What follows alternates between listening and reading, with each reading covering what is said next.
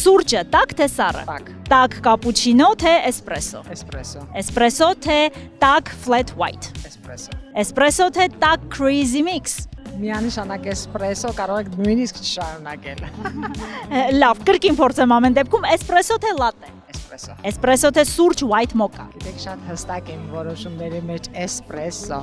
Համոզելու է։ Էսպրեսո թե սուրճ հալվայով։ Espresso. Էսպրեսո թե սուրճ գետնանուշով։ Espresso.